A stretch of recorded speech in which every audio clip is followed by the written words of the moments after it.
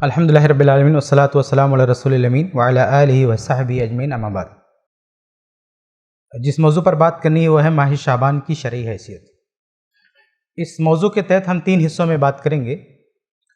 سب سے پہلے دیکھیں گے کہ ماہ شعبان کی فضیلت کیا ہے، اور اس کے بعد دیکھیں گے کہ ماہ شعبان کی خاص عبادت کیا ہے۔ عبادتیں تو ہم ہر دن کرتے ہیں، پوری زندگی کرتے ہیں، لیکن اسپیشل خاص شعبان کی کوئی عبادت کیا ہو سکتی ہے۔ اور تیسرے نمبر پر ہم دیکھیں گے کہ اس مہینے کی مروجہ بدعات کیا ہیں جن سے ہم کو بچنا چاہیے۔ تو یہ 3 چیزیں ہیں، فضائل اور عبادت اور بدعات۔ فضیلت کی اگر ہم بات کریں تو ماہ شعبان کی فضیلت میں صرف اور صرف ایک بات وارد ہے، صرف ایک بات، ورنہ جو غیر مستند روایات ہیں ان کو دیکھیں گے تو بہت ساری باتیں لوگ پیش کرتے ہیں، لیکن صحیح روایات کی روشنی میں صرف اور صرف ایک چیز ہے جو ہم اس ماہ کی فضیلت سے جوڑ کے بیان کر سکتے ہیں۔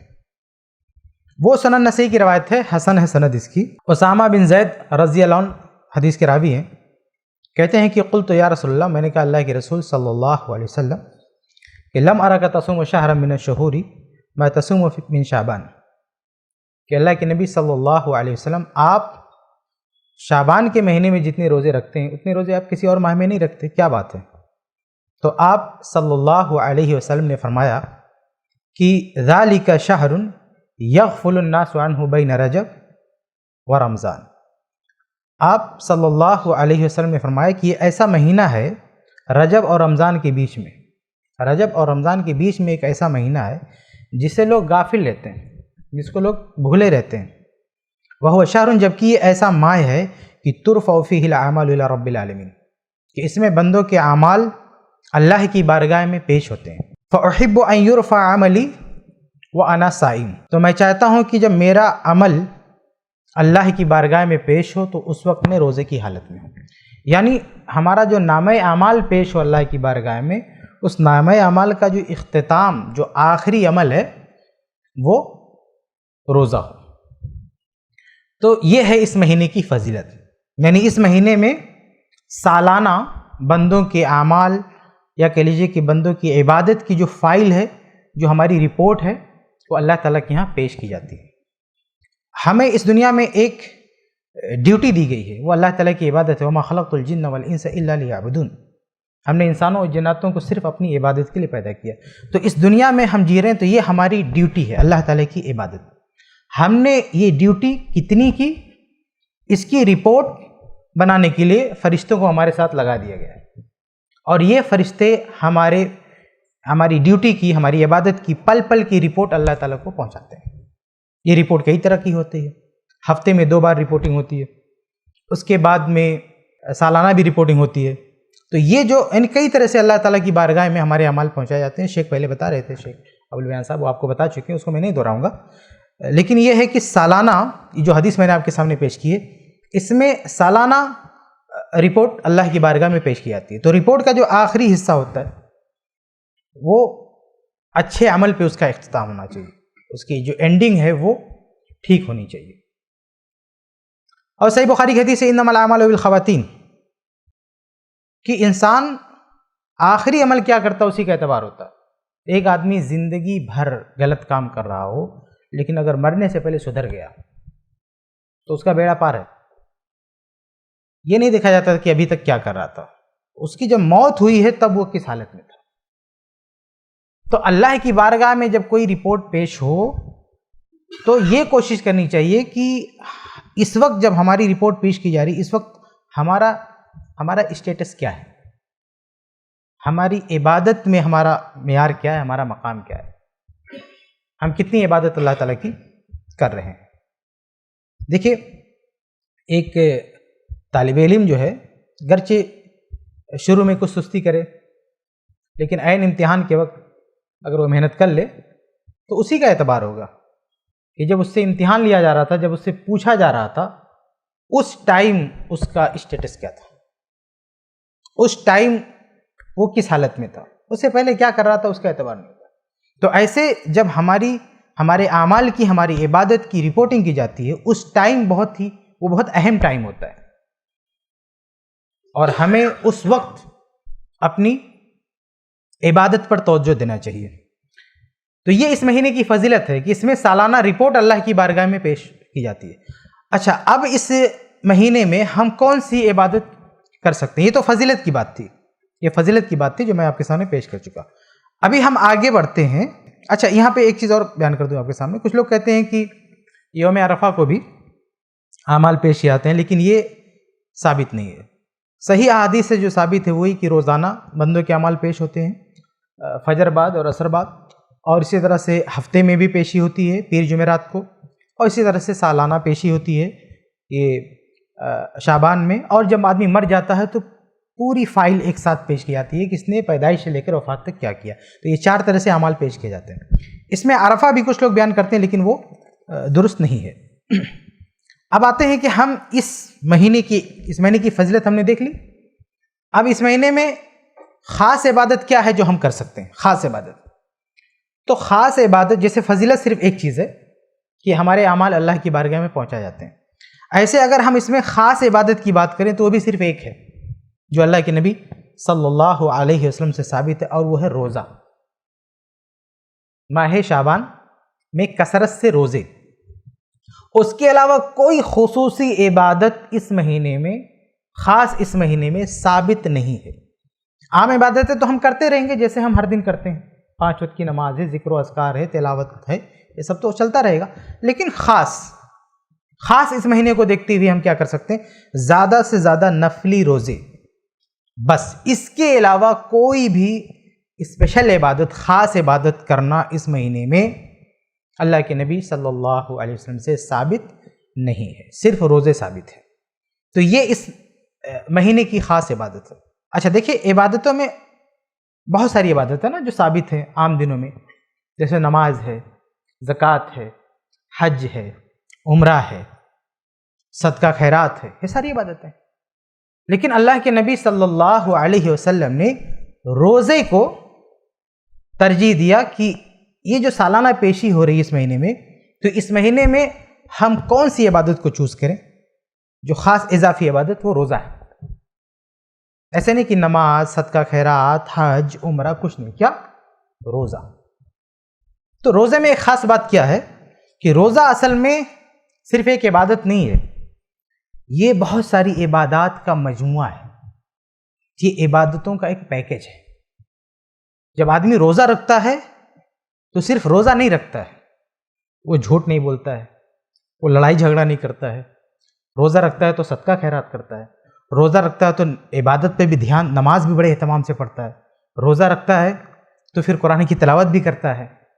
یعنی یہ بہت ساری عبادتوں کو سمیٹی ہوئی ہے اپنے اندر عبادت۔ تو روزے کو معمولی نہ سمجھیے، روزہ اپنے آپ میں عبادتوں کا ایک بہت بڑا پیکج ہے۔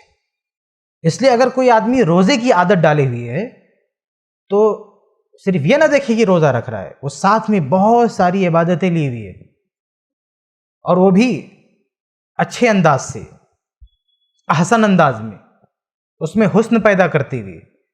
ہم عام دنوں میں نماز پڑھتے ہیں، اس کا ایک معیار ہوتا ہے، اس کی ایک کوالٹی ہوتی ہے، لیکن رمضان میں جب نماز پڑھتے ہیں تو اس کی کوالٹی بڑھ جاتی ہے، ہماری توجہ بڑھ جاتی ہے، ہمارا اہتمام بڑھ جاتا ہے، اس پر ہمارا دھیان بڑھ جاتا ہے۔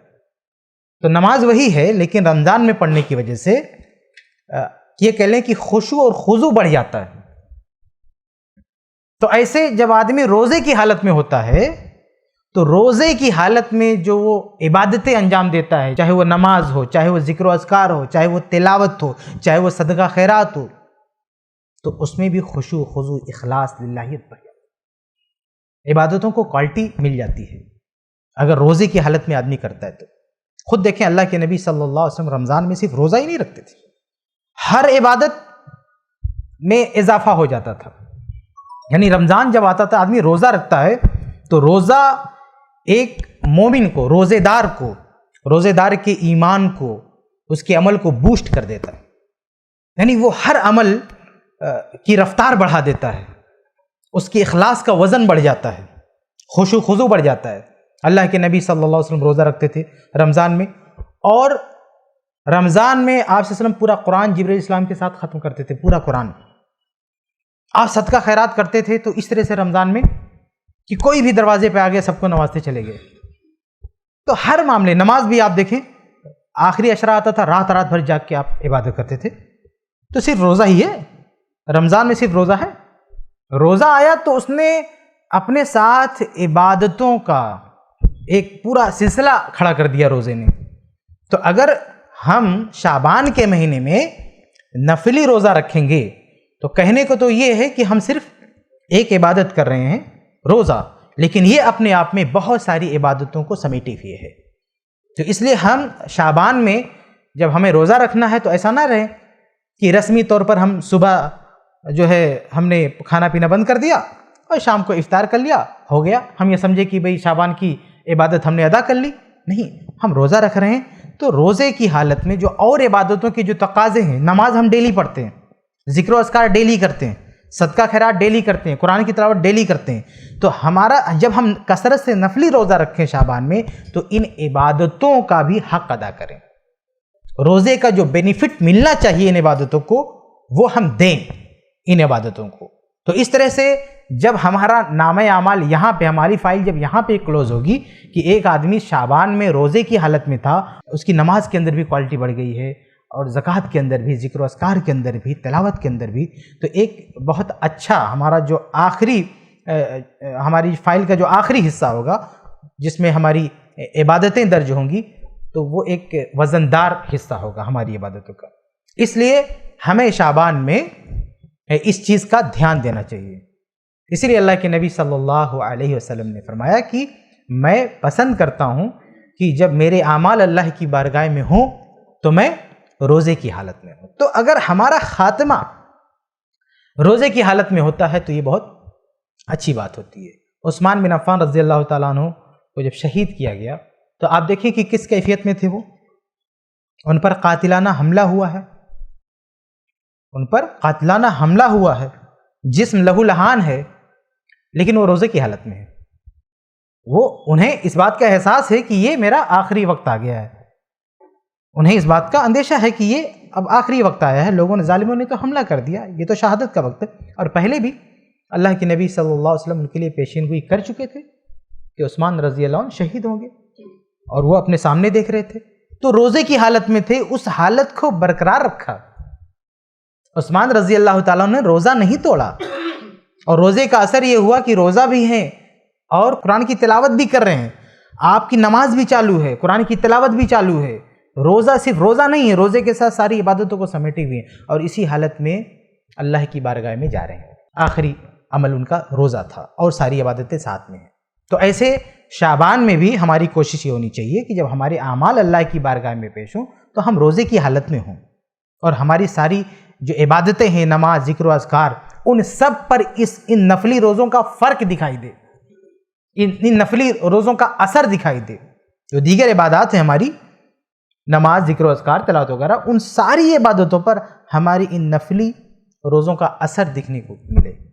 تو یہ مقصود ہے, یعنی یہ خاص چیز ہے جو ہم اس مہینے میں کر سکتے ہیں ماہ شعبان میں, کہ روزہ رکھیں اور اس کا اثر ہماری ساری دیگر عبادتوں میں دیکھنے کو ملے. بس اتنا ہی مقصود ہے اس مہینے میں. اس کے علاوہ کوئی اور خاص عبادت ایجاد کرنا اپنی طرف سے اس کی کوئی گنجائش نہیں ہے, یا دوسری کسی عبادت جو گرچہ عام دنوں میں ثابت شدہ ہے لیکن ادھر خاص طور سے اس کو خصوصیت کے ساتھ جوڑنا, خصوصیت کے ساتھ اس کو جوڑنا, یہ درست نہیں. جیسے نفلی نماز ہے, آپ پڑھ سکتے ہیں, لیکن کوئی کہ نہیں ہم شعبان میں کچھ اسپیشل نفلی نماز پڑھیں گے خاص شعبان کی رعایت کرتے ہوئے, تو یہ چیز درست نہیں ہے. اس میں اگر کسی عبادت کا آپ خاص اضافہ کر سکتے ہیں تو وہ کیا ہے, وہ روزے ہیں. اس کے ساتھ جو نارمل ہم کرتے آ رہے ہیں وہ ہم ہر مہینے جو کر رہے ہیں اس مہینے میں بھی ہم کریں گے, لیکن ہمارا فوکس ہونا چاہیے روزے پہ.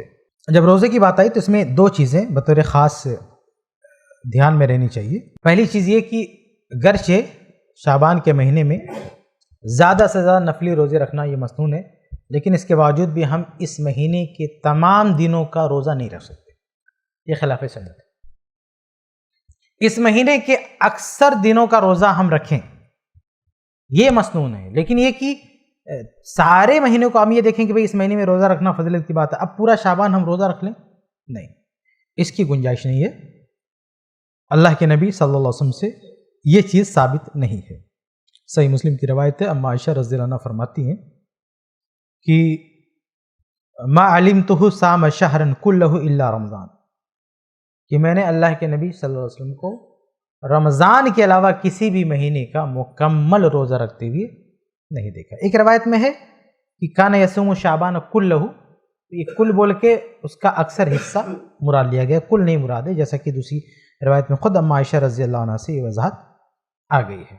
اور ایسے ہی صحیح مسلم کی ایک بڑی ہی اہم روایت ہے، بڑی پیاری روایت ہے، وہ سب ہم کو معلوم ہونا چاہیے۔ اصل میں ہم لوگوں کو جب کبھی عبادت کا جوش آتا ہے تو پھر آدمی اس کی حدود بھول جاتا ہے۔ جوش آنا اچھی بات ہے، لیکن اب اس کا مطلب نہیں کہ عبادت کا شوق ہے تو اب رات بھر ہم نماز پڑھتے رہیں، رات بھر جو ہے کچھ کرتے رہیں۔ تو اللہ کے نبی صلی اللہ علیہ وسلم جب دیکھتے تھے کہ بعض صحابہ کے اندر جذبہ پیدا ہوتا تھا عبادت کا، تو کہتے تھے کہ اب میں رات بھر نماز ہی پڑھوں گا۔ ایک صحابی کہتے تھے اب تو میں شادی ہی نہیں کروں گا۔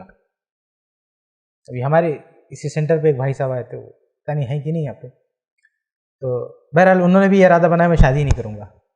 تو یہ جوش جب آتا ہے کہ میں شادی ہی نہیں کروں گا، بھئی اتنا اور تقوی، مطلب یہ کون سا تقوی ہے کہ میں شادی ہی نہیں کروں گا، میں رات بھر عبادت کروں گا؟ تو یہ نہیں، اس میں اصل بات یہ ہے کہ نبی کی اتباع۔ جب کچھ صحابہ کرام نے جب یہ کہا کہ میں رات بھر نمازیں پڑھوں گا، کسی نے کہا میں شادی نہیں کروں گا، تو اللہ کے نبی صلی اللہ علیہ وسلم کو بلا کے کہا انا اتقاکم للہ واخشاکم، کہ میں تم میں سب سے زیادہ متقی ہوں، اللہ تعالیٰ سے ڈرنے والا ہوں، لیکن میں کھاتا بھی ہوں، روزے بھی رکھتا ہوں، شادی بھی کرتا ہوں۔ تو اصل تقوی کیا ہے؟ نبی صلی اللہ علیہ وسلم کی اتباع، پیروی، اصل تقوی یہ ہے، اصل عبادت ہے۔ آپ اپنی مرضی سے بولیں کہ نہیں جو چاہیں آپ کرتے پھریں، ایسا نہیں ہے، یہ اصل عبادت نہیں ہے کہ جو دل میں آئے آپ کرتے جائیں۔ اللہ کے نبی صلی اللہ علیہ وسلم سے جو چیز ثابت ہے اتنا ہی کرنا ہے۔ کبھی ہمارے بیچ میں ایک جماعت ہے جو دوڑ دوڑ کے سب کو عبادت کی طرف بلاتے ہیں، اچھی بات ہے، لیکن وہ علم گلم کچھ بھی پکڑا دیتے ہیں، لو یہ بھی کرو، یہ بھی کرو، فلاں کرو، دھماکہ کرو، اور اتنا گھمنڈ اپنے آپ کو کہ ہم بہت بڑے ولی اللہ ہیں، بہت بڑے متقی ہیں، بہت بڑے پرہیزگار ہیں۔ وہ دوسروں کو تو اپنے پاؤں کی دھول سمجھتے ہیں، حتیٰ کہ علماء تک کی مطلب کوئی قدر نہیں، علماء تک کی کوئی قدر نہیں، اتنا گھمنڈ، وہ بھی جعلی عبادتوں پر، مطلب من گھڑت عبادتیں جو نبی صلی اللہ علیہ وسلم سے ثابت نہیں ہے۔ تو یہ جو مطلب جھوڑا جھنڈی لے کے دوڑتے رہتے ہیں نا گاؤں گاؤں کریا تبلیغ کرنے کے لیے، یہ لوگ مطلب جو چاہتے ہیں کچھ بھی عبادت کرو، اور اتنا گھمنڈ اپنی عبادتوں پر۔ ایک تو جعلی ڈپلیکیٹ عبادت ہے، جعلی، اور دوسرا اس پر گھمنڈ، اور تیسرا علماء کو مطلب پاؤں کی دھول سمجھنا۔ یہ نہیں دوسری جماعت کے علماء کی بات، اپنی ہی جماعت کے علماء کی کوئی قدر نہیں، تو سمجھتے بس نبی کے بعد ہمارا ہی درجہ ہے، اتنا گھمنڈ ان کے اندر آ جاتا ہے۔ اب کوئی اہل توحید میں سے ہے، قرآن و حدیث کی پیروی کرنے والا ہے، جیسے میں یہ بات کرنے والا ہے، تو عام طور سے ہمارے یہاں ایک کمی ہوتی ہے، عبادتوں میں کمزوری ہوتی ہے۔ ایک پلس پوائنٹ ہے ہمارے یہاں کہ ہم اپنی طرف سے عبادتیں نہیں بناتے ہیں، جو نبی صلی اللہ علیہ وسلم نے سکھایا وہی کرتے ہیں۔ لیکن ایک کمزوری ہمارے یہاں دیکھنے میں آتی ہے کہ جو ثابت ہے اس میں بھی تو ہم کمزور رہتے ہیں، اس پر عمل کرنے میں عمل کی کمزوری ہوتی ہے۔ یہ لوگ جب کبھی ہم سے ٹکرا جائیں گے غلطی سے، تو ان کو پتہ ہے کہ ان کی کمزوری کیا ہے۔ اگر ان کو سمجھاؤ کہ یہ بدعت ہے، یہ غلط ہے، مت کرو، تو یہ کیا کہیں گے ٹھیک ہے جو ثابت ہے وہ تو کرو، تم لوگ تو وہ بھی نہیں کر رہے۔ تو دیکھیے اس میں برکت نہیں ہوئی، یہ اصل تقویٰ نہیں ہے۔ اگر ان کو آپ کو چیک کرنا ہو نا تو میں آپ کو ضابطہ دیتا ہوں، آپ اس سے چیک کر سکتے ہیں کہ کتنے پانی میں ان کا تقویٰ، سمجھ لیں؟ یہ جو آتے ہیں آپ کے سامنے تبلیغ کرنے کے لیے، سمجھانے کے لیے نا، آپ ان کی بات سنو 5 منٹ بیٹھ کے اطمینان سے، جب وہ کہہ چکے ہیں نا تو ان سے ایک سوال کرو کہ بھائی آپ نے اپنے ابا کی جائیداد میں اپنی بہن کو حصہ دیا ہے؟ ابھی دودھ کا دودھ پانی کا پانی ہو جائے گا، کتنا تقویٰ ان کے اندر ہے، سمجھ رہے ہیں؟ تو جہاں مال کا مسئلہ آتا ہے نا، وہ سب تقویٰ نکل کے سامنے آ جاتا ہے۔ ہر آدمی اگر متقی ہے تو ہر معاملے میں متقی ہونا چاہیے نا۔ یہ کون سی تیری نماز ہے جو تو اپنی بہن کا حصہ ہڑپ کر کے رکھا ہے، وہ کہتا ہے کہ میں تبلیغ کرتا ہوں، کہہ رہا ہے کہ میں نماز پڑھتا ہوں، روزے رکھتا ہوں؟ کہاں ہے بھائی؟ نماز تو برائیوں سے روکتی ہے نا، کون سی نماز تو پڑھ رہا ہے کہ دوسرے کی پراپرٹی کا، دوسرے کا مال ہڑپ کر کے بیٹھا ہوا ہے؟ تو یہ لوگ اگر سمجھانے آئے نا تو پکڑ کے پوچھو، برکت نہیں ہے۔ مطلب یہ گھمنڈ ہے، ایک تو مطلب جعلی بناوٹی عبادت ہے، اوپر سے گھمنڈ، تو اس کا رزلٹ ہمارے سامنے. آدمی کے اندر تقویٰ آتا ہے نا تو ہر جگہ تقویٰ آتا ہے. نماز بھی اس کی اچھی ہوتی ہے, عبادت بھی اس کی اچھی ہوتی ہے, مالی معاملات ہر جگہ وہ صاف ہوتا ہے. یہ کوئی تقویٰ نہیں ہے کہ ماتھے پہ نماز کے نشان ہو اور کروڑوں حلف کر کے بیٹھا ہوا ہے. تقویٰ متقی آدمی, چور آدمی ہے, ڈاکو ہے, اور اس کی یہ نماز جو پڑھ رہا نا اٹھا کے اللہ تعالیٰ دوسرے کو دے دے گا قیامت کے دن. تو یہ ہے کہنے کا مطلب, یہ ہے کہ ہم شعبان میں وہی کریں جو ثابت ہے, اپنی طرف سے اس میں کوئی اضافہ نہ کریں. تو یہ چیز ذہن میں رہے کہ ہم مکمل, ہم یہ سوچیں کہ یار شعبان میں روزہ رکھنے کی فضیلت ہے تو اب مکمل شعبان روزہ رکھنا, روزہ میں گزار دیں, یہ غلط ہے. تو ایک حدیث ہے صحیح مسلم کی, بڑی پیاری حدیث ہے. اما عائشہ رضی اللہ عنہ فرماتی ہیں, وَلَا أَعْلَمُ نَبِيَّ اللَّهِ صلی اللہ علیہ وسلم قَرَأَ الْقُرْآنَ كُلَّهُ فِي لَيْلَةٍ. میں نے اللہ کے نبی صلی اللہ علیہ وسلم کو کبھی نہیں دیکھا کہ آپ نے ایک رات میں پورا قرآن پڑھ لیا ہو. ہاں, اما عائشہ رضی اللہ عنہ فرماتی ہیں کہ میں نے اللہ کے نبی صلی اللہ علیہ وسلم کو کبھی نہیں دیکھا کہ آپ صلی اللہ علیہ وسلم نے ایک رات میں پورا قرآن ختم کر دیا ہو. اور آج یہ بزرگ لوگ جن کی ابھی میں بات کر رہا تھا, کیسے کیسے اپنے بزرگوں کے قصے سناتے کہ فلاں صاحب ایک ہی رات میں کتنی بار قرآن ختم کر رہے تھے, 40 بار قرآن ختم کر رہے ہیں. یہ کیا بھائی, یہ اتباع. اللہ کے نبی صلی اللہ علیہ وسلم نے اگر ایک رات میں قرآن ختم نہیں کیا تو آپ کیسے کر رہے ہیں؟ اچھا, میں آپ کو یہ بھی واضح کر دوں کہ بعض صحابہ رضی اللہ عنہم سے روایتیں ملتی ہیں کہ وہ ایک رات میں پورا قرآن ختم کرتے تھے, لیکن ان میں سے کوئی روایت ہمارے مطالعے میں صحیح سند سے ثابت نہیں. اس پر میرا ایک مضمون آرٹیکل بھی ہے جو ہماری میگزین میں چھپ چکا ہے کہ کوئی بھی روایت صحیح سند سے ثابت نہیں ہے کہ کسی صحابی نے ایک ہی رات میں پورا قرآن پڑھ لیا ہو. اور یہ تو میں صحیح مسلم کی حدیث آپ کے سامنے پڑھ رہا ہوں, یہ تو صحیح مسلم کی حدیث ہے کہ اما عائشہ رضی اللہ عنہ فرماتی ہیں کہ مجھے نہیں پتا کہ اللہ کے نبی صلی اللہ علیہ وسلم نے کبھی بھی کسی بھی رات میں پورا قرآن ختم کیا ہو. اور آگے ہے وَلَا صَلَّى لَيْلَةً إِلَى الصُّبْحِ, اور نہ مجھے یہ پتا ہے کہ کبھی اللہ کے نبی صلی اللہ علیہ وسلم نے نماز پڑھی ہو, یعنی عشاء کے بعد سے لے کر فجر کی نماز تک, یعنی فل رات, پوری رات آپ صلی اللہ علیہ وسلم نے نماز پڑھی ہو, نہیں پتا. یعنی اللہ کے نبی صلی اللہ علیہ وسلم رات کو جاگتے بھی تھے, سوتے بھی تھے, نماز بھی پڑھتے تھے, یعنی کہ پوری رات نماز پڑھتے رہے. اور آگے ہے وَلَا صَامَ شَهْرًا كَامِلًا غَيْرَ رمضان, اور رمضان کے علاوہ کسی بھی مہینے کا مکمل روزہ نہیں رکھا. اس لیے ہمیں شعبان کے مکمل روزے نہیں رکھنے ہیں. ہاں, اس کے اکثر دنوں میں ہمیں روزہ رکھنا چاہیے. یہ ایک بات ہے شعبان کے روزوں سے متعلق, یہ ایک بات ہے کہ اکثر دنوں کا روزہ رکھنا ہے, کوشش کرنی ہے جتنا بھی رکھ سکے آدمی. ہمیں نہیں کہتے کہ ہر آدمی اکثر دنوں ہی کا روزہ رکھے, جتنا اللہ توفیق دے اتنا رکھے, لیکن پورا شعبان نہیں. دوسری بات یہ ہے کہ شعبان کے روزوں کے لیے وہ کسی بھی دن کو چوز کر سکتا ہے. شعبان کا کے شروع کا جو عشرہ ہے, درمیان کا جو عشرہ ہے, آخر کا عشرہ ہے, وہ کبھی بھی رکھ سکتا ہے. ایسا نہیں کہ ابتدا میں رکھے یا بیچ میں رکھے, کبھی بھی رکھ سکتا ہے. لیکن ایک پابندی لگائی گئی ہے کہ اس کے جو آخری کے 2 دن ہیں اس میں روزہ نہیں رکھنا ہے. اس کے بعد رمضان آنے والا نا, تو رمضان سے 2 دن پہلے اس کو اسٹاپ کر دینا ہے, اپنے روزے کا سلسلہ روک دینا اس کو. اس کے بارے میں بڑی ہی واضح حدیث ہے صحیح بخاری کی, ابو ہریرہ رضی اللہ عنہ سے مروی ہے. کہتے ہیں کہ اللہ کے رسول صلی اللہ علیہ وسلم نے فرمایا لا يتقدمن احدكم رمضان بصوم يوم او يومين الا يكون رجل كان يصوم صومه فليصوم ذلك اليوم, کہ تم میں سے کوئی بھی آدمی رمضان سے 1 دن پہلے یا 2 دن پہلے روزہ نہ رکھے. تو اگر ہم شعبان میں روزے رکھ رہے ہیں تو ہمیں دھیان دینا چاہیے کہ شعبان کے 1-2 دن جو لاسٹ کے ہیں اس کو چھوڑ کر جو شروع کے دن ہم کو مل رہے ہیں اس میں ہم آزاد ہیں, جتنے چاہے روزے رکھیں. لیکن جب آخر کے دنوں میں ہم پہنچ جائیں, 1-2 دن بچے رمضان میں, تو وہاں پہ ہمیں روزوں کا سلسلہ روک دینا ہے. البتہ اس پابندی میں بھی ایکسیپشن ہے کچھ لوگوں کے لیے. ان کے لیے جن کی عام روٹین ہو, ہر مہینے کا یہ معمول ہو کہ وہ چند خاص دنوں کے روزے رکھتے ہیں, جیسے پیر اور جمعرات کا روزہ رکھنا, یہ اللہ کے نبی صلی اللہ علیہ وسلم سے ثابت ہے۔ اب اگر کسی شخص نے، کوئی شخص ہر ہفتے پیر کا روزہ رکھتا ہے، ہر ہفتے پیر جمعرات کا روزہ رکھتا ہے، ہر ہفتے، اب اتفاق سے شعبان میں رمضان سے پہلے کا جو ایک دن تھا، یعنی شعبان کا جو آخری دن تھا، وہ پیر کا دن تھا، اور یہ بندہ ہر مہینے پیر کا روزہ رکھ رہا ہے۔ تو چونکہ ہر مہینے اس کی ایک روٹین، ایک عادت اس کی ایک بنی ہوئی ہے، تو اس کے لیے ایکسیپشن ہے کہ بھائی یہ اپنی اس عبادت کو کنٹینیو کر سکتا ہے، یعنی شعبان میں گرچہ اس کے بعد جسٹ رمضان آ رہا ہے، یہ شعبان کے آخری دن کا بھی روزہ رکھ سکتا ہے۔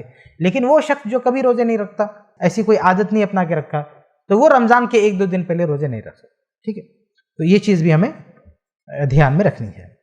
ایک اور چیز ساتھ میں واضح کر دوں میں آپ کے سامنے، شعبان کے تعلق سے کچھ لوگوں نے شعبان کے مہینے میں 15 جو تاریخ ہے، 15 تاریخ کا جو روزہ ہے اس کی خصوصی فضیلت بیان کر رکھی۔ دیکھیے، اگر ایک آدمی شعبان کے اکثر دنوں کا روزہ رکھنا چاہتا ہے، اس میں 15 بھی آ رہا ہے تو کوئی مسئلہ نہیں، بھائی وہ چاہتا ہے کہ میں 20 دن روزہ رکھوں شعبان کے، تو ان 20 دنوں میں 15 بھی آئے گا، رکھے، کون منع کر رہا ہے اس کو؟ لیکن یہ کہنا کہ شعبان کی جو 15 تاریخ ہے، اس 15 تاریخ کی خصوصی فضیلت ہے اس میں روزہ رکھنے کی یا اس رات میں عبادت کرنے کی، تو یہ چیز درست نہیں ہے۔ اس تعلق سے ایک روایت ہے سنن ابن ماجہ میں، لیکن وہ روایت صحیح نہیں ہے۔ اس میں ہے 15ویں تاریخ کی رات میں عبادت کرنے کا اور دن میں روزہ رکھنا، صوموا لیلہا وقوموا لیلہا وصوموا نہارہا، یہ جیسے کچھ الفاظ ہیں کہ 15 شعبان جب آ جائے تو اس کی رات میں قیام کرو اور اس کے دن میں روزہ رکھو، لیکن یہ حدیث صحیح نہیں ہے۔ بعض محدثین نے تو اس کو موضوع اور من گھڑت کہا، ایک فیبریکیٹڈ روایت ہے، جھوٹی روایت ہے، بعض نے ضعیف کہا، بعض نے اس پر موضوع ہونے کا حکم لگایا ہے، تو یہ روایت صحیح نہیں ہے، کوئی بھی اس کا درجہ ہو، لیکن یہ روایت صحیح نہیں، اس پر عمل نہیں کیا جا سکتا۔ ہاں، جو عام حدیث میں نے آپ کے سامنے رکھی ہے کہ اس مہینے کے اکثر دنوں کا روزہ رکھنا یہ مسنون ہے، تو اس میں اگر 15 بھی آ رہا ہے تو کوئی مسئلہ نہیں، لیکن خاص 15 ہی کو لے کے بیٹھنا اور یہ عقیدہ بنا کے بیٹھنا کہ وہ حدیث کو سامنے رکھتے ہوئے اس کو خاص لے کے بیٹھ جانا، اسی دن روزہ رکھنا، یہ ٹھیک نہیں ہے، یہ درست نہیں ہے۔ اچھا، یہاں پہ صحیح مسلم کی ایک حدیث ہے، اس کی بھی میں وضاحت کر دوں۔ صحیح مسلم کی ایک حدیث کو بھی کچھ لوگ پیش کرتے ہیں اور یہ کہتے ہیں کہ دیکھو اس سے بھی 15 شعبان کا روزہ رکھنا ثابت ہوتا ہے خصوصی طور پہ۔ وہ حدیث اس طرح ہے کہ عمران بن حسین رضی اللہ عنہ روایت فرماتے ہیں کہ اللہ کے رسول صلی اللہ علیہ وسلم نے کہا، بعض روایت میں کہ انہی سے کہا، بعض روایت میں کسی اور سے کہا کہ اسنت من سرر شعبان، کہ کیا تم نے شعبان کے آخری دنوں کا روزہ رکھا ہے؟ کہا کہ کیا تم نے شعبان کے آخری دنوں کا روزہ رکھا ہے؟ تو انہوں نے کہا نہیں، تو کہا فَإِذَا أَفْطَرْتَ، تو ٹھیک ہے، جب یہ رمضان گزر جائے گا فَصُمْ يَوْمَيْنِ، تو 2 دن کا روزہ رکھ لینا۔ تو کہتے ہیں یہاں جو شعبان کے روزوں کا ذکر ہے اس سے مراد کیا ہے؟ 15 تاریخ مراد ہے، لیکن یہ 15 تاریخ نہیں مراد ہے، یہ شعبان کے آخری دن مراد ہے، یعنی شعبان کے آخری دن، یعنی کوئی صحابی تھے، یعنی روایت کا سیاق یہ بتاتا ہے کہ کوئی صحابی تھے جو مہینے کے آخری دنوں کا روزہ رکھتے تھے، لیکن شعبان میں چونکہ اللہ کے نبی صلی اللہ علیہ وسلم نے منع فرما دیا تھا کہ شعبان کے آخری دنوں کا روزہ نہیں رکھنا ہے، یعنی رمضان سے 1-2 دن پہلے روزہ نہیں رکھنا ہے، تو انہوں نے شعبان کے مہینے میں وہ آخری دنوں کا جو روزہ رکھتے تھے نا اس کو بند کر دیا۔ تو اللہ کے نبی صلی اللہ علیہ وسلم نے پوچھا کہ بھئی آپ نے روزہ رکھا شعبان کے آخری دن؟ کہا نہیں رکھا۔ تو اللہ کے نبی صلی اللہ علیہ وسلم نے کہا کہ جب رمضان گزر جائے گا تب رکھ لینا۔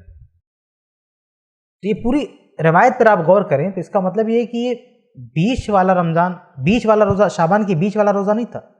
اگر بیچ والا روزہ مس ہوا ہوتا تو کیا کہتے؟ ابھی تو 15 دن بچا ہے نا، تو کہتے کل رکھ لو، پرسوں رکھ لو، نسو رکھ لو، لیکن نبی کیا فرما رہے؟ رمضان کے بعد رکھ لینا۔ اس کا مطلب اب شعبان بچا نہیں ہے، تو یہ 15 تاریخ نہیں مراد ہے، کیونکہ نبی کیا کہہ رہے ہیں رمضان کے بعد رکھ لینا، مس ہو گیا نا تو رمضان کے بعد رکھ لینا۔ اگر 15 تاریخ کا روزہ مس ہوا ہوتا ان صحابی سے تو نبی کیا کہتے کہ ابھی 15 دن بچا ہے، آدھا مہینہ بچا ہوا، کیوں چھوڑ دیا تم نے، رکھ لو۔ تو یہ ذہن میں رکھیں کہ اس حدیث کا بھی 15 تاریخ سے 15 شعبان سے کوئی تعلق نہیں اس حدیث کا، نہ 15 شعبان وہاں لکھا ہوا، خام خواہ اس کا ایک مطلب نکال لیتے 15 اپنی طرف سے، 15 شعبان نہیں لکھا ہوا روایت میں، عربی میں 15 شعبان نہیں ہے، تو شعبان کے آخری ایام ہی مراد ہیں، سیاق سباق ہر لحاظ سے وہی واضح ہوتا ہے۔ اس کے تعلق سے میں تفصیل سے ایک کسی اور موقع سے آپ کے سامنے بیان کر چکا ہوں، وہ نیٹ پہ ہے، وہ ویڈیو آپ دیکھ سکتے ہیں۔ تو یہ ہم بات کر رہے تھے اپنے موضوع کے دوسرے حصے کو لے کر کہ اس مہینے میں ہم خصوصی طور پہ کیا کر سکتے ہیں۔ خلاصہ یہ ہے کہ روزہ رکھ سکتے ہیں، اور روزہ رکھتے ہوئے ہمیں کن چیزوں کا دھیان دینا وہ میں آپ کے سامنے بتا چکا ہوں۔ اب ہم اپنے موضوع کے آخری حصے پر آتے ہیں، اس مہینے کی جو مروجہ بدعات خرافات یعنی جن سے ہم کو بچنا چاہیے، وہ میں آپ کے سامنے گنا دیتا ہوں کہ یہ وہ چیزیں ہیں جن سے ہم کو بچنا چاہیے۔ دیکھیے اس مہینے میں جو بدعات و خرافات ہیں ان میں سے اکثریت کا تعلق 15 شعبان سے ہے۔ ماہ شعبان سے بھی کچھ چیزوں کا تعلق ہے، جیسے ماہ شعبان کی فضیلت میں روایتیں بیان کرنا، اور اسی کے علاوہ اسی طرح سے ماہ شعبان میں یہ کہنا کہ نہیں قرآن خوانی بھی کرنا چاہیے، جیسے یہ ہے نا کہ آپ کے سامنے کہا گیا کہ ماہ شعبان میں زیادہ سے زیادہ روزے رکھنا چاہیے، تو ایسے کچھ لوگوں نے یہ کہا کہ نہیں زیادہ سے زیادہ قرآن خوانی کرنا چاہیے، تو یہ شعبان میں اس طرح کی بات کرنا یہ بدعت خرافات ہے، ان کا کوئی ثبوت نہیں حدیث سے۔ تو یہ کچھ چیزیں ہیں جو ماہ شعبان سے تعلق رکھتے کچھ بدعت، لیکن زیادہ تر بدعات کا تعلق 15 شعبان سے، یعنی شعبان کی جو اکثر بدعات ہیں ان کا تعلق شعبان کی 15 تاریخ سے ہے۔ تو وہ کیا کیا ہے وہ ہم آپ کے سامنے میں بیان کرتا ہوں۔ دیکھیے کچھ بدعتیں ہیں جن کا تعلق فضیلت سے، جیسے 15 جو تاریخ ہے شعبان کی، اس کی رات کو ایک نام دیتے ہیں شب برات، اس کی رات کا نام دیتے ہیں شب برات۔ یہ نام تو لوگوں کا دیا ہوا ہے، اور پھر یہ نام دے کے اس رات کی بڑی بڑی فضیلتیں بیان کرتے ہیں۔ تو یہ بات ذہن میں رکھیں کہ اس رات کی فضیلت سے متعلق نہ تو قرآن میں کوئی آیت موجود ہے، اور نہ ہی اللہ کے نبی صلی اللہ علیہ وسلم کی کوئی حدیث صحیح سند سے ثابت ہے۔ جو لوگ شب برات کی فضیلت بیان کرتے ہیں وہ قرآن بھی پیش کرتے ہیں اور حدیث بھی پیش کرتے ہیں، لیکن وہ قرآن کی جو آیت پیش کرتے ہیں اس کا تعلق شب برات سے نہیں ہے، شب قدر سے۔ جیسے یہ لوگ کون سی آیت پیش کرتے ہیں؟ وہ جو سورۃ دخان کی آیت ہے نا، انا انزلناہ فی لیلۃ مبارکہ، کہ ہم نے بابرکت رات میں قرآن نازل کیا، تو کہتے ہیں اس سے مراد کیا ہے؟ شب برات، شعبان کی 15 تاریخ کی بابرکت رات۔ لیکن قرآن ہی میں دوسری جگہ اللہ تعالیٰ نے کہا ہے نا کہ انا انزلناہ فی لیلۃ القدر، ہم نے قرآن کو شب قدر میں نازل کیا، اور شب قدر کب ہے؟ رمضان میں۔ تو واضح ہے کہ قرآن رمضان میں نازل ہوا ہے، تو ظاہر ہے کہ جو رات میں قرآن نازل ہوا وہ رات کس میں ہوگی؟ رمضان ہی میں ہوگی۔ تو قرآن کی آیتیں ہی بتا رہی ہیں کہ شب قدر رمضان میں ہے، اور رمضان میں قرآن نازل ہوا، تو پتہ چلا کہ جس آیت میں کہا گیا انا انزلناہ فی لیلۃ مبارکہ، ہم نے قرآن کو بابرکت رات میں نازل کیا، تو اس بابرکت رات سے مراد شب قدر ہی ہے۔ وہ قدر کی رات ہے، برکت کی رات بھی ہے، تو یہ شعبان میں قرآن نہیں اترا ہے۔ اچھا، کچھ لوگوں نے اس کا ایک جواب بھی تیار کر کے رکھا ہے۔ جب آپ ان سے کہیں گے نا کہ بھائی قرآن میں تو دوسری جگہ یہ ہے کہ رمضان میں قرآن نازل ہوا، تو کیا کہیں گے ہم نے کب اس کا انکار کیا؟ رمضان میں نازل ہوا قرآن، لیکن شعبان میں بھی نازل ہوا، 2 بار نازل ہوا۔ وہ کہیں گے 2 بار نازل ہوا، تو یہ تو دعویٰ کریں گے لیکن اس کا ثبوت نہیں ہے، سمجھے؟ تو آپ خوش نہ ہو جائیں کہ ہم قرآن کی وہ آیت پڑھ دیں گے تو یہ لوگ چپ ہو جائیں گے، چپ نہیں ہوں گے، یہ کہیں گے ہم مانتے ہیں اس بات کو، بس یہ ہے کہ یہ قرآن 2 بار نازل ہوا، ایک رمضان میں اور ایک شعبان میں، شب قدر میں ایک بار نازل ہوا، ایک بار شب برات میں نازل ہوا۔ تو ہم کو یہ کہنا ہے کہ شب قدر میں نازل ہوا تو قرآن میں لکھا ہوا ہے، اور شب برات میں نازل ہوا یہ کہاں لکھا ہوا ہے؟ اگر یہ لیلۃ مبارکہ والی رات، اگر یہ لیلۃ مبارکہ والی آیت پڑھیں تو کہیں کہ اس میں تو واضح نہیں ہے، کلیئر نہیں ہے، اس میں تو یہ تھوڑی ہے کہ یہ شعبان کی رات ہے۔ تو اس کا ثبوت آپ اس سے مانگیں گے، تو اس میں اگر کوئی آدمی کم پڑھا لکھا ہے، کم اس کا مطالعہ ہے، تو ایک روایت بھی ان کے سامنے پیش کر دیں گے۔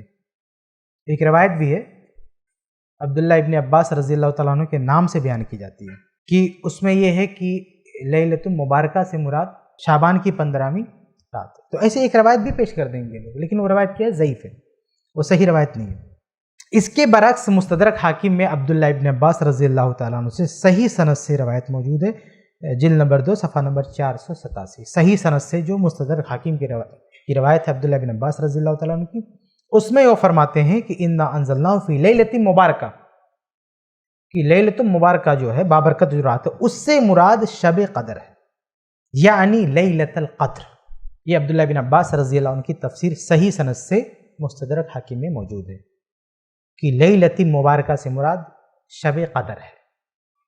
تو ایک روایت اور بھی ہے، وہ بھی عبداللہ بن عباس رضی اللہ عنہ کے نام سے کہ لیلۃ مبارکہ سے مراد یہ شعبان کی 15ویں تاریخ. تو وہ روایت صحیح نہیں ہے. اس کے مقابلے میں صحیح روایت جو میں آپ کے سامنے پیش کر رہا ہوں مستدرک حاکم کی، وہ بھی روایت کس سے ہے؟ عبداللہ بن عباس رضی اللہ تعالیٰ عنہ. اور صحیح روایت ہے، اس میں بہت ہی واضح طور پر ہے کہ انا انزلناہ فی لیلۃ مبارکہ یعنی لیلۃ القدر. عبداللہ بن عباس رضی اللہ عنہ فرماتے ہیں کہ اللہ تعالیٰ نے جو یہ کہا ہے کہ ہم نے قرآن کو بابرکت رات میں نازل کیا ہے، اس بابرکت رات سے مراد شب قدر ہے. تو یہ صحیح تفسیر ہے عبداللہ بن عباس رضی اللہ تعالیٰ عنہ کی. اس لیے ان کے نام سے اگر کوئی جھوٹی روایت پیش کرتا ہے تو اس سے ہوشیار رہنا، اس سے دھوکہ نہیں کھانا. تو یہ قرآن سے یہ فضیلت بیان کرتے تھے نا، اس میں میں نے بات کیا کہ 15ویں رات یعنی شب برات کی فضیلت قرآن سے جو دیتے تھے وہ. اس کے علاوہ حدیثیں بھی پیش کرتے، تو یہ ساری حدیثیں ضعیف ہیں. جیسے 15 شعبان کو شب برات میں اللہ تعالیٰ دنیا کے آسمان پہ نزول فرماتا ہے، اللہ تعالیٰ اترتا ہے اس رات میں خصوصی طور پہ، تو یہ چیز ثابت نہیں ہے. رات کے آخری پہر میں نزول ہوتا وہ تو ایک الگ سی روایت ہے، لیکن یہ کہ اس رات میں یعنی شروع ہی سے اللہ تعالیٰ نازل ہوتا ہے اس رات میں. تو اس تعلق سے جتنی بھی روایتیں ہیں اس میں سے کوئی روایت ثابت نہیں ہے. ٹھیک ہے. تو یہ شب برات کی فضیلت کے تعلق سے کچھ باتیں جو لوگ بیان کرتے ہیں یا مانتے ہیں، اس کی وضاحت میں نے آپ کے سامنے رکھی. اس کے علاوہ اگر ہم اعمال کی بات کریں کہ 15 تاریخ کو جو یہ لوگ اعمال جو عبادتیں کرتے ہیں، تو اس کا بھی ایک سلسلہ ہے. میں چند آپ کے سامنے ایسے ہی سرسری طور پہ رکھ دیتا ہوں. ایک عبادت ان لوگوں نے بنائی جس کا نام ہے صلاۃ الفیہ. صلاۃ الفیہ، صلاۃ مانے نماز، الفیہ یعنی ہزاری نماز اس کو بولتے ہیں، ہزاری نماز. اور اس میں یہ لوگ کیا کرتے ہیں کہ 100 رکعت پڑھتے ہیں، ہر رکعت میں 10 بار قل هو اللہ احد پڑھتے ہیں. تو یہ چیز بھی کسی صحیح حدیث سے ثابت نہیں ہے. صلاۃ الفیہ، صلاۃ الفیہ یعنی ایک الگ سے نماز اپنی طرف سے بڑھا لیا. استغفر اللہ. جب اللہ تبارک و تعالیٰ نے بخاری کی حدیث ہے اپنے نبی صلی اللہ علیہ وسلم کو 50 وقت کی نماز دیا اور لے کے واپس آ رہے تھے، تو راستے میں موسیٰ علیہ السلام ملے. پوچھا کیا ملا؟ کہا 50 وقت کی نماز. کہا یہ تو نہیں کر پائے گی تمہاری امت، کیا کرو کم کراؤ. تو آپ صلی اللہ علیہ وسلم اوپر گئے اور کم کرایا، تو 50 کیا کتنا ہو گیا؟ 40. واپس آئے تو پھر موسیٰ علیہ السلام راستے میں ملے اور پھر مشورہ دیا کہ نہیں ابھی پھر سے جاؤ، ابھی بھی بہت زیادہ ہے. ایسے کئی چکر ہوا اور آخر میں 5 وقت کی نماز لے کر اللہ کے نبی صلی اللہ علیہ وسلم آئے. موسیٰ علیہ السلام نے پوچھا، کہا کہ اب 5 کر دی گئی. کہا اب بھی زیادہ، ایک بار اور چلے جاؤ. موسیٰ علیہ السلام نے کیا کہا اب بھی زیادہ ہے، ایک چکر اور چلے جاؤ، تھوڑا اور کم کرا لو. اللہ کے نبی صلی اللہ علیہ وسلم نے کہا کہ اب میں نہیں جاؤں گا، اتنا ہی بہت ہے، اور کوشش کروں گا کہ میری امت جو ہے اس پہ عمل کر لے جائے. جو مشورہ دیا تھا موسیٰ علیہ السلام نے، اللہ کے نبی صلی اللہ علیہ وسلم نے یہ نہیں کہا کہ غلط ہے، کہا بہت ہے، مطلب یہ عبادتیں بہت ہیں، کم ہونا چاہیے. ایک نبی کہتا ہے یہ عبادتیں کم ہونی چاہیے، اور آج کی بدعتی اپنی طرف سے اور نمازیں بڑھا رہے ہیں، صلاۃ الفیہ لا کے ایڈ کر رہے ہیں اس میں. ارے وہی 5 وقت کی نماز کیا کم ہے؟ یا 2 نبی بیٹھ کے مشورہ کر رہے ہیں یہی جو بہت زیادہ ہو گیا، کچھ کم ہونا چاہیے. اور آج کا مولوی کہتا نہیں صلاۃ الفیہ بھی پڑھو ساتھ میں، اور بڑھا رہا اپنی طرف سے، شرم نہیں آتی. تو یہ معاملہ ہے ان کا. تو جتنی نماز ہے اتنا ہی پڑھ لو بھیا، بہت ہے. اپنی طرف سے نمازیں مت بناؤ، اپنی طرف سے ایجاد مت کرو. ایسے ایک اور عمل آپ دیکھیں گے ان کے ہاں، سورہ یاسین کی تلاوت. اس رات میں سورہ یاسین کی تلاوت، اس کا بھی کوئی ثبوت نہیں. ایسے ایک اور چیز جو بہت واضح طور پر آپ دیکھتے ہیں شعبان کی 15 تاریخ کو، قبروں کی زیارت. قبروں کو سجانا، زیارت کرنا. اس تعلق سے ایک روایت بھی ہے سنن ترمذی میں، لیکن سنن ترمذی میں روایت نقل کرنے کے بعد امام ترمذی رحمہ اللہ نے خود اپنے استاد امام بخاری رحمہ اللہ کا قول نقل کیا ہے. یہ روایت صحیح نہیں ہے، یہ روایت ٹھیک نہیں ہے، یعنی یہ روایت خود صحیح نہیں ہے، یہ قابل عمل نہیں ہے. وہ روایت ٹھیک نہیں ہے بھائی، اس روایت قابل عمل نہیں. اچھا، کچھ لوگ یہاں پہ یہ کہنے لگتے ہیں کہ جب یہ روایت ضعیف ہے تو لکھا کیوں اس میں؟ حالانکہ امام ترمذی نے لکھ کے آخر میں بتا دیا ہے کہ یہ ٹھیک نہیں ہے. کہتے ہیں لکھا کیوں؟ ارے بھائی وہ عوامی کتاب نہیں ہے ترمذی، سنن ترمذی. وہ تو علماء کے لیے ہے، اور علماء کے سامنے جب علماء ڈسکس کرتے ہیں تو اس میں سب رہتا ہے کہ صحیح کیا ہے، ضعیف کیا، ساری چیزیں ان کے سامنے آنی چاہیے تاکہ وہ لوگوں کی رہنمائی کریں. تو وہ عوامی کتاب نہیں ہے جو حدیث کی کتاب ہے نا، سنن ترمذی وغیرہ یا کتب ستہ. یہ عوامی کتاب نہیں جیسے لوگوں نے فضائل اعمال بنا کے رکھا نا پبلک کے لیے، لے جاؤ پڑھو سب. تو ایسے ہی حدیث کی کتابیں پبلک کے لیے نہیں لکھی گئی ہیں کہ کوئی بھی اٹھا کے پڑھے اس کو. یہ علماء کے لیے، کہ علماء پڑھیں گے اور پھر یہاں سے کوئی نتیجہ نکالنے کے بعد کیا صحیح ہے کیا ضعیف ہے پھر وہ عوام کے سامنے پیش کریں گے. جیسے عوام کے لیے ایک کتاب ہے ریاض الصالحین، امام نووی رحمہ اللہ نے لکھی ہے، یہ کتاب ہے عوام کے لیے.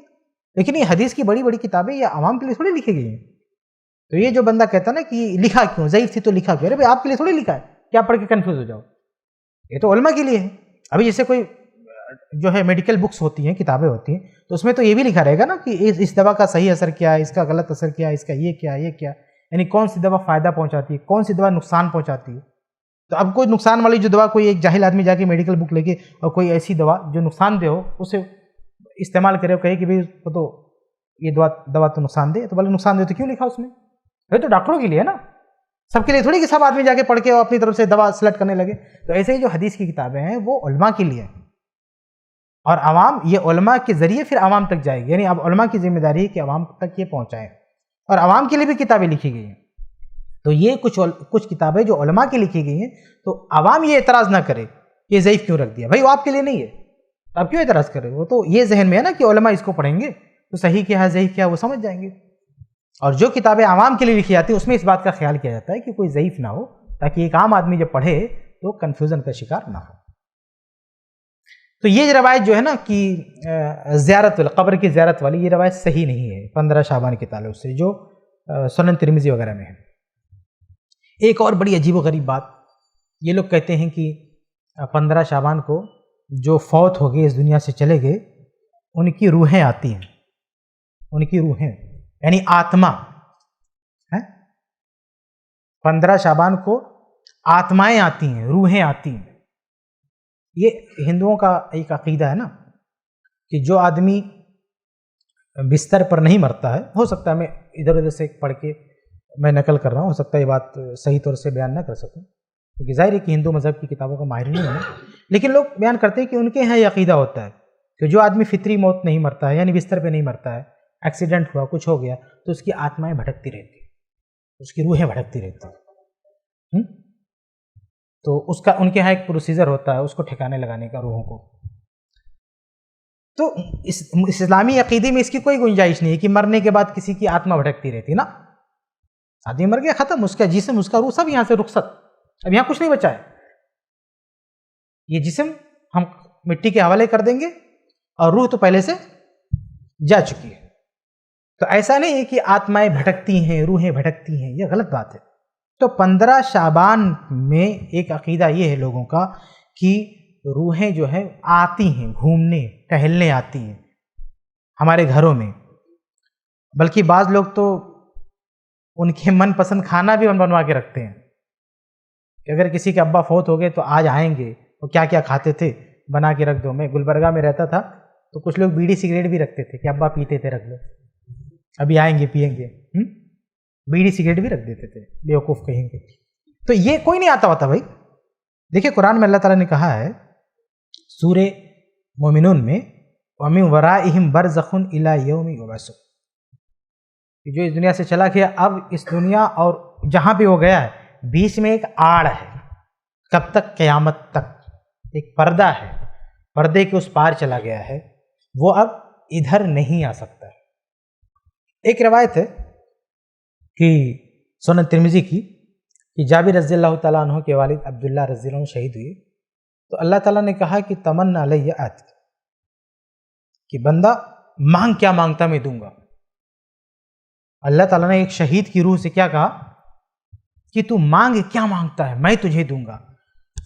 جیسے پہلے بادشاہوں کا دور ہوتا تھا تو بادشاہ کیا کہتے, کسی سے خوش ہوتے تو کیا بولتے تھے, مانگ منہ مانگا انعام دوں گا. مانگ کیا مانگتا ہے عطا کیا جائے گا. تو اللہ تعالیٰ کہتا ہے اچھا جب بادشاہ بولے نا کہ مانگ کیا مانگ عطا کیا جائے گا, تو ہو سکتا ہے سامنے والا کہہ دے پوری حکومت دے دے تو دے گا, نہیں دے گا. تو ایسا نہیں کہ بادشاہ اس کی مانگ پوری کر دے گا, لیکن اپنے جوش میں اپنے بڑکپن میں بول دیتا مانگ کیا مانگ عطا کیا جائے گا. لیکن اللہ اگر کہتا ہے کہ مانگ کیا مانگ تو کچھ بھی مانگ لے وہ, بولے پوری دنیا چاہیے تو ہزاروں دنیا بنا کے دے سکتا ہے اللہ تعالیٰ, کیا مانگے گا وہ. تو اللہ تبارک تعالیٰ احکم الحاکمین کہہ رہا ہے اپنے بندے سے کہ تجھے شہادت نصیب ہوئی ہے, مانگ کیا مانگ ہے, مانگتا ہے میں دوں گا. تو عبداللہ رضی اللہ تعالیٰ عنہ کیا مانگتے ہیں پتہ, کہتے ہیں کہ دنیا میں واپس بھیج دے, میں دوبارہ دنیا میں چاہتا ہوں, دوبارہ تیری رائے میں جو ہے شہید ہونا چاہتا ہوں. تو اللہ تعالیٰ نے کیا کہا, سبق منی انہم الیہا لا یرجعون, یہ تو نے کیا مانگ لیا, یہ تو نہیں مل سکتا, کیونکہ میرا یہ پہلے فیصلہ ہو چکا ہے کہ جو یہاں آ گیا وہ وہاں نہیں جا سکتا ہے. یعنی ہمارے قانون کے خلاف تو نے مانگ کر دی ہے, یعنی قانون کے خلاف مانگ کر رہا ہے, جبکہ اللہ تعالیٰ کہہ بھی چکا تھا کہ تجھے دوں گا, مانگ کیا مانگتا ہے. یعنی ایک شہید نے مطالبہ کیا کہ دوبارہ دنیا میں بھیج, اللہ نے ریجیکٹ کر دیا, کہ نہیں یہ تو نہیں پورا کیا جائے گا, یہ تو ہمارے قانون کے خلاف تیری مانگ ہے. اور آج کا مولوی بڑی آسانی سے کہتا ہے کہ نہیں سب ٹہلنے آئیں گے, گھومنے آئیں گے, روحیں آئیں گی. کوئی نہیں آتا بتا بھائی, یہ سب جہالت کی باتیں, کسی کی روح نہیں آتی. مرنے کے بعد روحوں کا معاملہ, ایک جگہ ہے علیین اور ایک جگہ ہے سجین, وہاں پہ روحیں رہتی ہیں, وہاں سے کسی کو چھٹی نہیں کہ یہاں آ کے گھومنے ٹہلیں. سنن ترمذی کی ایک روایت ہے کہ علیین میں جہاں جنتیوں کی روحیں ہوتی ہیں, وہاں جب کوئی نیا آدمی فوت ہوتا ہے اور اس کی جب روح آتی ہے تو پہلے سے جو روحیں ہیں نا وہ کیا پوچھتی ہیں, وہ کہتی ہیں کہ وہ فلاں آدمی کیسا ہے. جیسے نا کسی زمانے میں ٹیلی فون وغیرہ نہیں ہوتا تھا تو گاؤں سے کوئی آتا تھا تو یہاں کے لوگ اس کو گھیرتے تھے, پوچھتے تھے فلانوا کیسا ہے, دفعہ کیسا ہے, حال چال پوچھتے تھے بیٹھ کے 4 لوگ گھیر کے. ابھی تو ٹیلی فون ہو گیا, کون کس کو پوچھتا ہے, لیکن پہلے پوچھتے تھے نا کیا حال چال ہے گاؤں کا. تو ایسے علیین میں جب کوئی نیا آدمی جاتا ہے مر کے, تو جو پرانی روح ہے نا جو پہلے فوت ہو چکی ہیں وہ آ کے اس کو گھیر لیتے ہیں, پوچھتی ہیں کہ بھائی فلاں آدمی کا, جیسے کوئی بیٹا ہے تو پوچھے گا میرے ابا کا کیا حال ہے, کوئی ابا ہے تو میرے بیٹے کا کیا حال ہے, فلاں کا کیا حال ہے, پوچھتے ہیں, سوال کرتے ہیں. تو اس روایت میں آگے ہے کہ ایک آدمی کے بارے میں لوگ پوچھتے ہیں تو وہ نئی روح جو کہتی ہے وہ کہتی کہ اس کے بارے میں تم پوچھ رہے ہو, تو مجھ سے پہلے مر چکا ہے, وہ تو مجھ سے پہلے مر چکا ہے, میں اس کے بارے میں کیا بتاؤں, وہ تو تم لوگ بتاؤ. تو وہ لوگ کہتے ہیں کہ نہیں وہ تو ادھر نہیں آیا, اس کا مطلب وہ وہاں گیا, جو جہنمیوں کی روح ہے وہاں پہ چلا گیا, ادھر تو نہیں آیا. تو اس روایت سے بھی کیا پتہ چلتا ہے, اس سے پتہ چلتا ہے کہ روحوں کو نہیں پتہ یہاں کیا ہو رہا ہے. ایک آدمی مر کے جب جاتا ہے تو اس سے انفارمیشن لیتی ہیں روحیں کہ کیا ہو رہا ہے. اور یہ ان لوگوں کا عقیدہ مان لے کہ ہر 15 تاریخ کو گھومنے ٹہلنے آتے ہیں تو نئے آدمی سے پوچھتے کہ کیا ہو رہا ہے, پوچھتے کہ کیا ہو رہا ہے. یہ عجیب و غریب عقیدہ بنا کے رکھا, وہ بھی ہندوؤں کا جو ہے عقیدہ اپنا کے رکھا ہے کہ روحیں ٹہلنے آتی, گھومنے آتی. پرانے زمانے میں جب علم کم تھا, علماء کم تھے, اور چھوٹی موٹی کتاب پڑھ کے آدمی علامہ ٹوپی لگا کے بیٹھا رہتا تھا. ہاں, سب سے بڑا جو ہے مولانا دکھتا تھا, دیکھے بھائی صاحب ٹوپی لگائے, تو ایسے ٹوپی ووپی لگا کے اور ڈریسنگ مار کے وہ اپنے آپ کو مفتی بن کے بیٹھا رہتا تھا. تو سب سے بڑا مسئلہ پرانے زمانے میں کھانے کا ہوتا تھا, اس لیے جو بدعتیں ایجاد کرتے تھے نا اس کا ایک گہرا کنیکشن ہے کھانے پینے کا. آج کے زمانے میں اگر بدعتیوں کو چھوٹ ملے تو یہ کھانے پینے کا, دیکھیے بدعتی آج کے زمانے میں بدعتیں بھی ماڈرن ہو گئی نا, ایسی بدعتیں ایجاد کی جا رہی ہیں جس سے پیسہ ہے آج کے زمانے میں. پرانے زمانے میں ایسی بدعتیں ایجاد کی جاتی تھی جس سے کھانا ہے, کیونکہ پرانے زمانے میں سب سے بڑا پرابلم کھانے کا تھا, باقی رہنے کا کوئی پرابلم نہیں ہے. گھر کا کرایہ نہیں دینا ہے, کہیں بھی آپ چھپر باندھ کے رہنا شروع کر دو, بہت ساری زمینیں ہیں. لائٹ کا بل نہیں دینا ہے, پانی کا بل نہیں دینا ہے, ٹریولنگ کا کوئی خرچہ نہیں, گدھا ہے کافی, گھومتے رہو اس پہ بیٹھ کے. ہاں, کوئی بیمار ہو گیا لوکل حکیم آ کے کچھ دے دے گا, کوئی نسخہ, کوئی خرچہ ہی نہیں تھا. پرابلم تھا صرف کھانے کا, باقی ایکسٹرا کوئی خرچہ نہیں تھا. اس لیے اس زمانے میں جو لوگ کھانے پینے جو بدعتیں بناتے تھے نا اس کو لنک کرتے تھے کھانے سے, کس بہانے کھانا ہے. تو یہ جو ہے نا کہتے تھے روحیں آئیں گی, تو اس کے چکر میں کیا بنواتے تھے, کھانا بناؤ. تو کھانا جو رکھا تھا نا تو روح پتہ نہیں کب آ کے چلے گی, سمیٹ کے لے کے جاتا تھا کوئی مولوی, جو میاں فقیر ہوتا تھا نا, لوکل فقیر جو ہوتا تھا وہ سمیٹ کے لے جاتا تھا اپنے گھر. تو اپنا کھانے کے لیے سب بنا کے رکھا. لیکن آج کے زمانے میں دیکھیں جو بدعتیں ایجاد ہوتی ہیں, ہاں قبروں پہ نوٹ پھینکو, پیسہ چڑھاؤ, یہ چڑھاؤ. تو اب ان لوگوں نے تھوڑا سا چینج کر دیا ہے بدعتوں کو, سسٹم بدل دیا ہے. اب کھانا تو ہر گھر میں رہتا ہے نا, کھانا لے کے کیا کریں گے, نہیں اب پیسہ چاہیے پیسہ.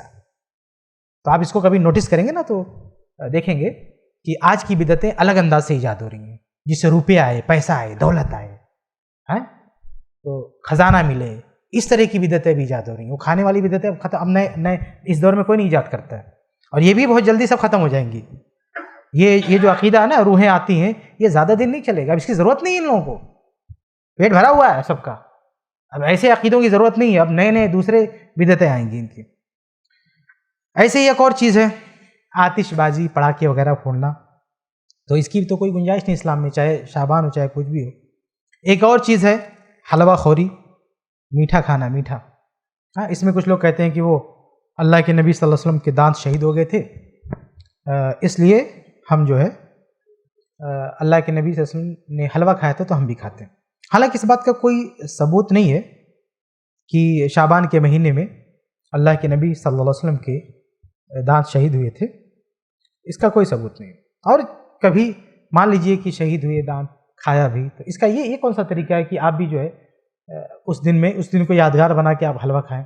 صحابہ کرام نے تو ایسا نہیں کیا, صحابہ کرام نے تو ایسا نہیں کیا کہ اس دن کو یادگار بنائیں کہ آپ صلی اللہ علیہ وسلم کو کوئی کسی نے تکلیف پہنچائی, اس کو آپ بیٹھ کے یاد کریں, یہ اچھی چیز نہیں ہے. تو یہ کچھ بدعتیں تھیں جو میں نے آپ کے سامنے سرسری طور پہ ذکر کیا ہے کہ یہ بدعات رائج ہیں ہمارے معاشرے میں. 15 شعبان کو یہ بدعات جو ہے زوروں پر ہوتی ہے. اب تو ان بدعتوں کا بھی زور ٹوٹ رہا ہے, یہ بدعتیں ختم ہو رہی ہیں, انشاءاللہ ایک دن سب ختم ہو جائیں گی. کیونکہ بدعت جو ہے, بدعت کی ایک عمر ہوتی ہے. قرآن نے کہا نا کہ جاء الحق وزهق الباطل ان الباطل کان زهوقا, کہ جب حق آتا ہے تو باطل مٹ جاتا ہے. باطل مٹنے ہی کے لیے آتا ہے, کوئی بھی بدعت جو ہے قیامت تک نہیں رہ سکتی. آپ دیکھیں گے جو سنت ہے, جو عبادت, جیسے نماز ہے, روزہ ہے, یہ نبی کے دور سے آج تک قائم ہے. اب بدعتوں کے بارے میں آپ تحقیق کریں گے تو اس کا سلسلہ نبی تک نہیں پہنچے گا, کبھی ایجاد ہوئی ہے تو, اور کتنی بدعتیں 100 سال تک چلی, کوئی 200 سال تک چلی, کوئی 300 سال تک چلی. تو ایک ان کی شروعات ہوتی ہے اور ایک اینڈنگ ہوتی ہے. بدعت شروع ہوگی, ختم ہوگی, ہمیشہ بدعت نہیں رہے گی. لیکن جو سنتیں ہیں وہ ہمیشہ رہیں گی. یہ سنت اور بدعت کا یہ فرق ہوتا ہے کہ بدعت وقتی طور پر ہے, جس دن بدعت کا ٹکراؤ سنت سے ہوگا اس دن بدعت پاش ہو جائے گی. تو پرانے زمانے میں جہالت تھی, بدعتیں چل رہی تھی, آج علم کی روشنی ہے, آج ان بدعتوں کی کوئی حیثیت نہیں, آج ان سے سنتیں ٹکرا چکی ہیں, اب یہ بدعتیں پاش ہو جائیں گی, یہ اب ٹک نہیں سکتی ہیں. تو یہ کچھ پرانی بدعتیں تھیں جن میں بہت ساری ختم بھی ہو چکی ہیں اور ختم ہو رہی ہیں, لیکن ہمارے سماج میں کہیں نہ کہیں اس کا ذکر ہوتا رہتا ہے. کچھ لوگ اس پر ایمان رکھتے ہیں جن کے پاس علم نہیں ہے, تو اس لیے میں نے یہ وضاحت کر دیا سرسری طور پر کہ اس سے ہم کو بچنا چاہیے, دوسروں کو بچانا چاہیے. خلاصہ یہ کہ آج کے موضوع کے تحت 3 چیزیں آپ کے سامنے رکھی گئی ہیں. ایک ماہ شعبان کی فضیلت, دوسرا ماہ شعبان کی عبادت, اور تیسرا ماہ شعبان میں رائج بدعات. فضیلت کے بارے میں آپ کو بتایا گیا کہ بندوں کے اعمال اللہ کی بارگاہ میں اس ماہ میں پیش ہوتے ہیں, یہ اس کی فضیلت ہے. عبادت کے بارے میں آپ کو بتایا گیا کہ اس مہینے جو خصوصی عبادت ہم کر سکتے ہیں وہ ہے روزے, اور یہ عبادت کرتے ہوئے کیا کیا خیال رکھنا وہ بھی آپ کو بتا دیا گیا. اور تیسرے حصے میں آپ کو بتایا گیا کہ اس مہینے کی جو بھی بدعات و خرافات ہیں ان سے ہم کو خود بچنا ہے, دوسروں کو بچانا ہے. اللہ تعالی ہم سب کو کتاب و سنت کی روشنی میں زندگی گزارنے کی توفیق دے. آمین یا رب العالمین. السلام علیکم ورحمۃ اللہ وبرکاتہ.